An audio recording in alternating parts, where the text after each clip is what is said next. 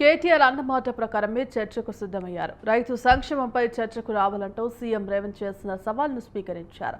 సోమజిగూడ press club కు బయలుదేరి వెళ్లారు. ఆయన వెంట ఎర్రబల్లి, గంగుల, వేముల, తలసాని ఉన్నారు. ఇక అసెంబ్లీలో చర్చించాలి కానీ ప్రెస్ క్లబ్ లో ఏంటి అంటూ కాంగ్రెస్ నేతలు కౌంటర్ అటాక్ కు దిగారు.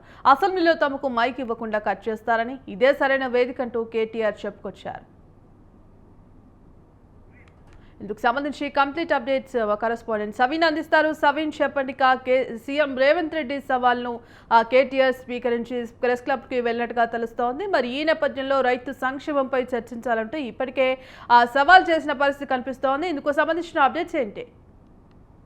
సేపటి క్రితమే BRS working president KTR Telangana Bhavan నుంచి సోమాజిగూడ ప్రెస్ క్లబ్ కు బయలుదేరి వెళ్లారు. ముఖ్యంగా రైతు సమస్యలపై, అంటే రైతులకు బీఆర్ఎస్ 10 ఏళ్ల పరిపాలనలో ఏం చేశారో, కాంగ్రెస్ పార్టీ అధికారంలోకి వచ్చిన తర్వాత 18 నెలల కాలంలో ఏం చేశామో చర్చకు సిద్ధమంటూ సీఎం రేవంత్ రెడ్డి బీఆర్ఎస్ అధినేత మాజీ ముఖ్యమంత్రి కేసీఆర్ కు సవాల్ విసిరారు. దీనిపై స్పందించిన BRS working president KTR Congress party రైతులకు ఏం చేసింది, బీఆర్ఎస్ హయాంలో ఏం చేశామో అనేది చర్చించడానికి ఈ రోజు ఉదయం 11 గంటలకు సోమాజిగూడ ప్రెస్ క్లబ్ వేదికగా చర్చిద్దాం రావాలంటూ సీఎం రేవంత్ రెడ్డికి సవాల్ విసిరారు. అందులో భాగంగానే బీఆర్ఎస్ పార్టీ నేతలతో కలిసి తెలంగాణ భవన్ కు చేరుకున్నారు. తెలంగాణ భవన్ కు చేరుకున్న తర్వాత కేటీఆర్ మీడియాతో మాట్లాడారు. ముఖ్యంగా మొదటి నుంచి కాంగ్రెస్ పార్టీ రైతులకు అనేక రకాలుగా హామీలు ఇస్తామని చెప్పి అధికారంలోకి వచ్చిన తర్వాత రైతు రుణమాఫీ సంపూర్ణంగా కాలేదు. ముఖ్యంగా రైతు భరోసా పేరిట ఎకరానికి 15,000 రూపాయలు ఇస్తామని చెప్పారు. రైతు కూలీలకు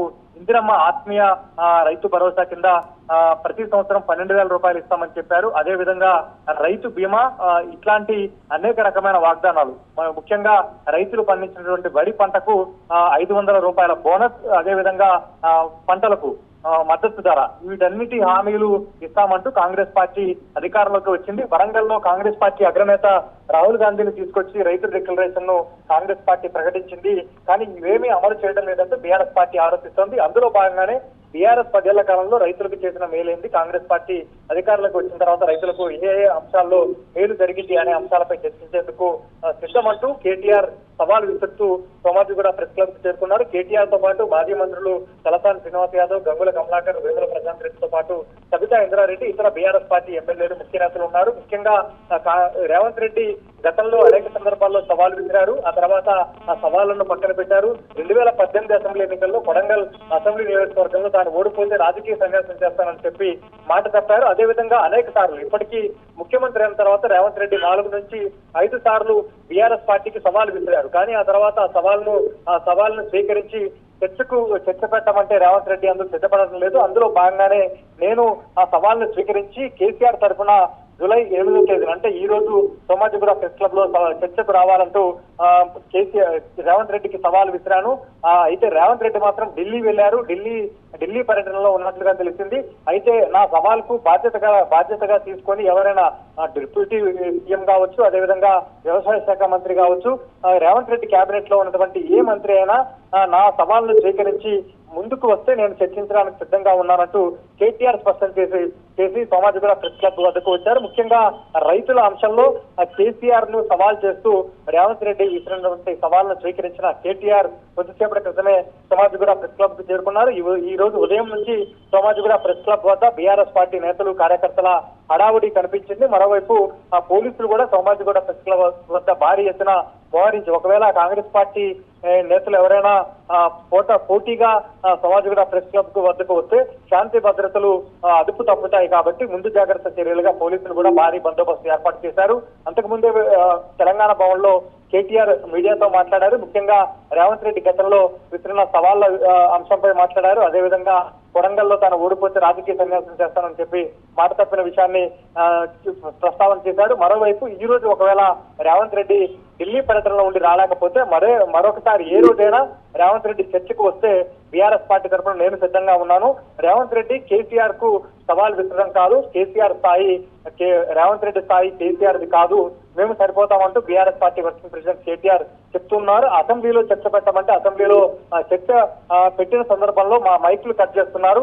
ముఖ్యంగా గతంలో బీఆర్ఎస్ పార్టీకి సంబంధించిన మహిళా ఎమ్మెల్యేలు తమకు మైక్ ఇవ్వాలంటూ 4 గంటల పాటు అసెంబ్లీలో నిల్చున్న రేవంత్ రెడ్డి వారికి మైక్ ఇవ్వకుండా చేశారు. అసెంబ్లీలో చర్చ పెట్టితే మాకు మైక్ ఇవ్వడం లేదు, మాకు మైక్ కట్ చేయకుండా అసెంబ్లీలో చర్చ పెట్టడానికి స్పీకర్ అనుమతిస్తే మేము అసెంబ్లీలో చర్చకు సిద్ధంగా ఉన్నాము, అసెంబ్లీలో చర్చకు ఎప్పుడైనా సిద్ధంగా ఉన్నామంటూ కేటీఆర్ స్పష్టం చేశారు. గతంలో నాపైన నమోదైనటువంటి ఏసీబీ కేసుకు సంబంధించి అసెంబ్లీలో చర్చ పెట్టాలని ప్రభుత్వాన్ని డిమాండ్ చేసి అసెంబ్లీ ఒక రోజు మొత్తం అసెంబ్లీలో బీఆర్ఎస్ పార్టీ ఎమ్మెల్యేలు డిమాండ్ చేస్తే దానికి ఒప్పుకోకుండా అసెంబ్లీలో చర్చ పెట్టకుండా ప్రభుత్వం పారిపోయింది. ఇప్పుడు ఫార్మర్స్ విషయంలోనూ, ఫార్ములా ఈ కార్ విషయంలోనూ, ఫార్మర్స్ విషయంలోనూ ప్రభుత్వం అసెంబ్లీలో చర్చ పెట్టకుండా పారిపోతుందంటూ బీఆర్ఎస్ వర్కింగ్ ప్రెసిడెంట్ కేటీఆర్ ఆరోపిస్తున్న పరిస్థితి మనకు కనబడుతోంది.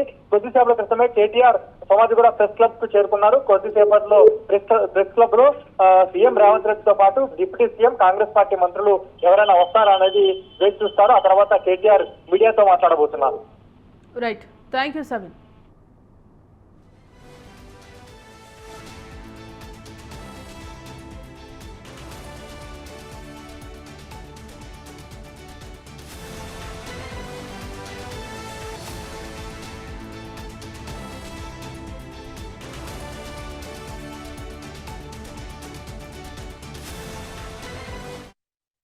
నిన్ననే బయలుదేరి ఢిల్లీ పోయినారట. మేము అనుకున్నాం వస్తారేమో అనుకున్నాం, ఆయనే ముచ్చటపడి పిలిచిండు కదా వస్తారేమో అనుకున్నాం. రావడం లేదని నేను అనుకుంటా ఉన్నాను, ఎందుకంటే ఢిల్లీలో ఉన్నానని చెప్తున్నారు.